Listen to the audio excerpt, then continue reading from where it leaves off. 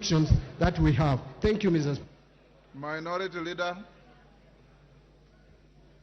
Mr. Speaker, let me make a few comments on this bill. First and foremost, it's obvious that we are still being too optimistic as a country. And we seem to be doing the same things year in, year out, and expecting different results. Mr. Speaker, looking at the current budget for 2023-2024, what is going to happen is the usual things. One, we are going to start projects which we shall not be able to complete. Two, we are going, where we start projects, we are going to be able to incur further pending bills. And as you can see from the current budget, not much money has been allocated to service the pending bills. We are going to basically be digging a hole to seal another hole. Mr. Speaker, I have always said that the most prudent thing to do when you find yourselves in a situation in which we find ourselves currently is to cut our cloth according to our size. We have failed to do that. We still continue to increase our budget and hoping that we shall get revenues from elsewhere.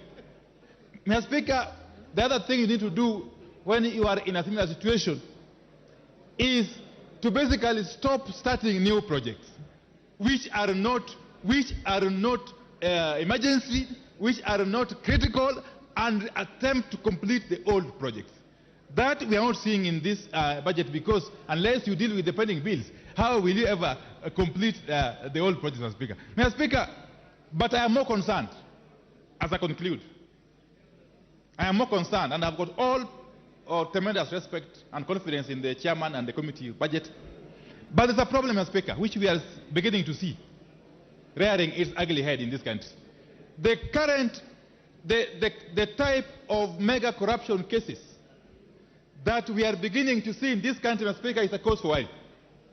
In just mere 7 months or so, we have seen cases of corruption that should worry all of us, beginning with the mosquito nets corruption case.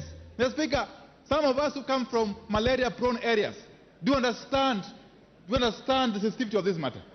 That we can actually have people in government, some as high places as cabinet, conniving, Mr. Speaker, to siphon money meant to buy mosquito nets. Mr. Speaker, the second issue has been the matter of the condemned sugar.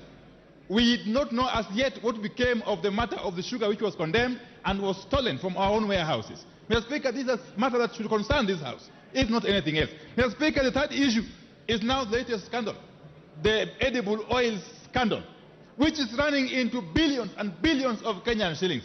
Mr. Speaker, and there's only one thread running across these scandals: the involvement of people in high places, some in this House, but most of them in the cabinet. Mr. Speaker, this is an issue that this House must deal with head on if we were to save this country from sliding into an abyss. Mr. Speaker, I want to challenge our committees, especially those committees that do oversight, especially those committees that deal with accounting matters. Please take up these matters with the seriousness it deserves, because otherwise, if we don't do something urgently and drastically, this term of parliament may go down in history as a term that witnessed the highest number of mega scandals in this country, Mr. Speaker. And therefore, with those very few remarks, Mr. Speaker, I rest my case. Thank you.